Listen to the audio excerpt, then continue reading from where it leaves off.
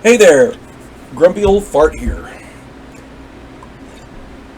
I'm doing an AD&D story, kind of an advice video. Um, and this isn't for the Dungeon Master, this is for the players. Well, I guess it'll work for Dungeon Masters too, but for the players, that's the important part. That's what this is really aimed at. I had a conversation the other day with a woman who is a proponent of 5th edition Dungeons and Dragons, and her stance was that 1st edition AD&D magic users, the whole class, was stupid. And I jokingly said, their prime requisite is intelligence, so ain't none of them stupid, right? You can't be a stupid wizard. You can't do it. And she went on and on about it. That's not what I meant, and you know it, blah, blah, blah. People just can't take a joke. At any rate, her primary argument was that with a D4 hit points, they are weak. I answered, be a better player.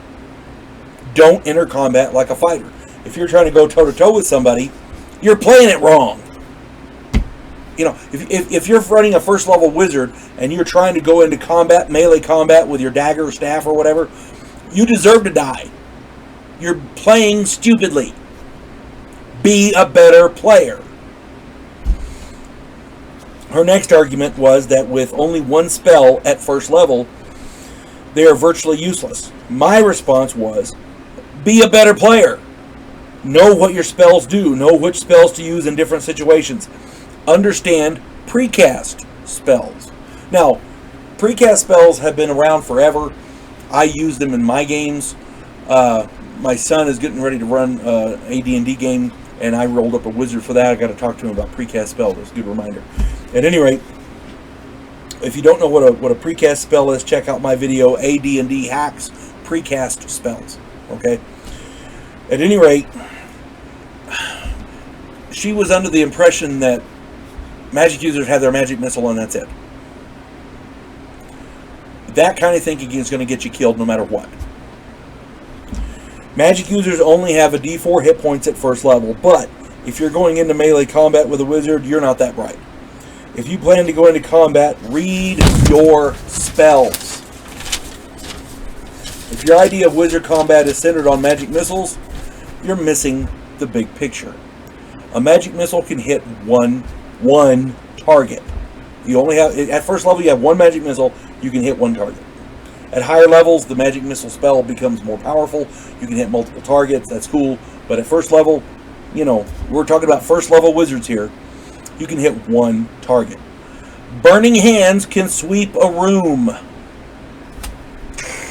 It's a fan of flames. The good part about burning hands is it sets things on fire. Burning opponents take damage over several rounds until they are extinguished.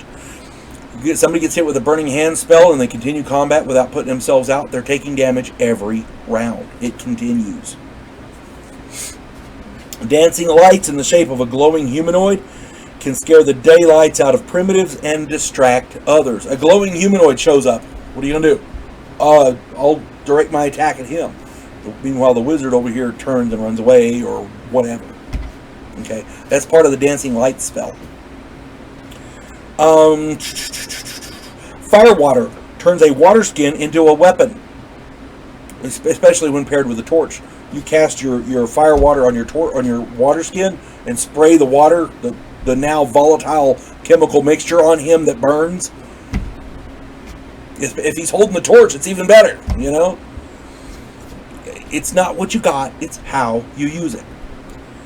The grease spell keeps opponents from attacking if they do, and if they do, you drop a torch. Because that shit burns. Read the spell. Shocking grasp in a pool of water can be devastating. I did a spell on that called Watch Your Fire. Especially if these opponents are standing in a pool of water, right? Shocking grasp. You hit one of them, the electricity transfers to all of them. Sleep affects multiple targets. The first spell I take, whenever I'm running a first level wizard, the first spell I try to get is sleep. The reason being, sleep affects multiple targets. If what you're fighting won't be affected by your sleep, you don't need to be fighting it. Either you've done a very serious tactical miscalculation and you need to get the hell out of Dodge, or your dungeon master has it in for you and you need a new dungeon master. It's that simple. Okay? And these are only a few options. There's tons more. Magic users are limited to dagger, dart, and staff. When I create a new magic user, I usually choose darts. And people go, but they only do a D3. Yeah, but you get 3 shots around. And it's a missile weapon. You can, from a distance. You can throw a dagger as well, yes, but you get 1. Well, I mean, you can only get 1 around.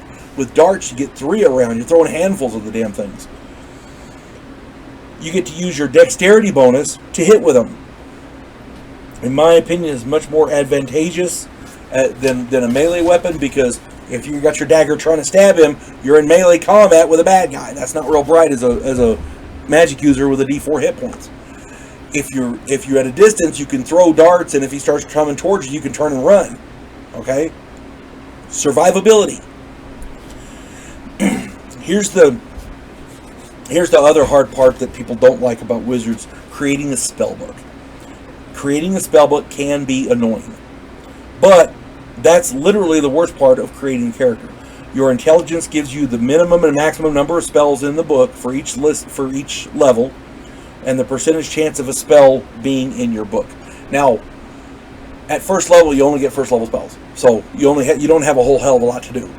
And if you play it according to the book, later on, you only get certain, as you go up, as you're able to cast a new spell, you get 1 from the next one, and you randomly determine it. So, and then later on, if you want more spells to go into your book, you've got to find those bad boys. So it's kind of a difficult road there, getting new spells. But people don't share spells too well when you have to work hard to get them. They play wizards more effectively because, gee, I've got this spell, can you trade me for that one? It's not, oh yeah, take all these spells, blah, blah, blah, blah, blah. Spells are hard to come by. Just saying. So you got your intelligence. It gives you the minimum and max number of spells in your book for the first level, and you got a percentage chance of the spell being in your book. What you do is you choose a spell and roll to see if it's in your book. If it is, you write it down. If not, don't. Keep choosing spells and rolling until you either reach your maximum number or you're done with the first level spells in the book. In the player's handbook on Earth to Combat. That's where the spells are. If at that point, when you get done through the whole list, if you don't have the minimum number, you get to start over, choosing and rolling again. Okay? I've never had to do that, ever. I've always gotten the maximum amount before I get done with the spells. So, sometimes I don't always get the spells that I want, but, like for this wizard that I just rolled up, the first level for my son's game, I didn't get Shocking Grasp. It's one of my favorite spells, because you can precast that. At any rate, I got the other one, Sleep, Magic Missile, blah, blah, blah, blah, but I didn't get Shocking Grasp. Boo-hoo. I'm going to try to work through it anyway. Why? I'm a better player. At least I like to think I am. Many of the magic user spells in Advanced Dungeons & Dragons are not meant for combat. If you're creating a magic user and your spell choices are centered on combat spells, you are missing out. Many useful spells include Detect Magic. How do you know something's magical? It looks nice. That's it? Really? How about Detect Magic? Let's find out if it is magical. And by the way, artifacts and relics don't show up as magic anyway, so that doesn't matter. Read Magic. There are spells written, and then there are some texts written that require you to have the spell called Read Magic. And a lot of information that you get from those is useful in the campaign. Just saying. Identify. We got a magic item, we don't know what it means. Well, here you go. Identify. That's what that's for. If you don't have that in your spellbook as a first level wizard, your party's not going to like you very much. That's all I'm saying. Spider climb. You want to get from point A to point B, you got to get there somehow. You got to get up to that window. There you go. Spider climb is very useful. It's also useful for hiding, because in a dark room you can get up in the ceiling in a corner and just sit there and hide, and hang from the ceiling, as it were, like Spider-Man. And there are people walking underneath. Unless they look up into the darkness, they won't see you. Spider climb is quite useful. I did a video. I cannot remember what the name of it was a while back, where the group I was playing with wanted me to use all the spells, and use it play by the book, as it were. And so I said, "Do you really want to play by the book? Fine. Spell components it is." Everybody's looking around trying to find a live spider for the wizard to eat so we can climb the wall. A spider climb. Hold portal. Hold portal is really nice for when you're trying to escape. If you're running through a dungeon or a catacombs or whatever, and there's a series of doors, you can turn and shut the door behind you, cast hold portal on it, and run, and the bad guys are having a hell of a time getting through that door. It's also nice if you need a secure place to sleep. You go in there, you shut the door, you cast hold portal, and then you're able to get some sleep for a few hours at least. I'm not sure how long that lasts. The duration of that might be in question, but it's something. Tensor's floating disc. I have lost count of the number of uses for that spell. You can carry treasure.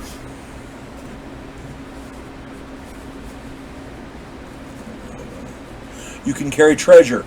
You can use it as a... That thing is just not going to stay. You can carry treasure.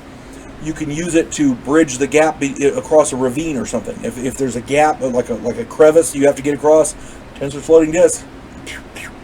Everybody can get across. It has so many uses. That and a shield spell, somebody made a tank out of it, a hover tank. You could use so many things with that. My point is, if all you're doing is combat, you're missing out. You are missing out.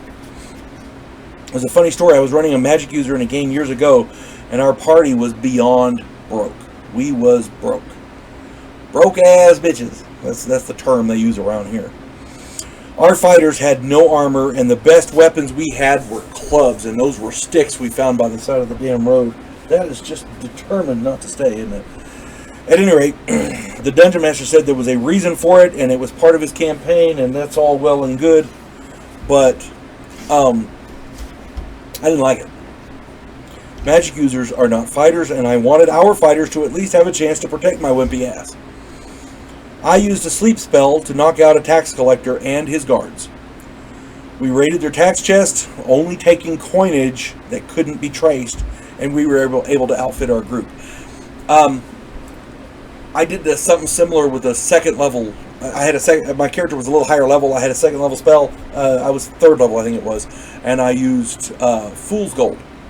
I had a dagger, an old dagger, and I used Fool's Gold, and oh look, I've got a golden dagger. How much would you pay for that? And the guy says, "Oh yeah, I'll give you X amount for that," and we were able to outfit our party with that. Of course, the trick with that is you got to get the hell out of Dodge before before the spell wears off and they figure out it's just a normal dagger. They got conned out of money for it. The trick there is to run like hell to the next town, and that's where you outfit your stuff. The trick here is, with proper planning and knowledge of the spells, a magic user can be a real hoot to play, and I'm going to enjoy playing this one in my son's game. He's an excellent dungeon master, and with any luck, it's going to be a blast. Again, read your spells. Think. Be a better player. It's that simple. You folks have a good day. God bless one and all.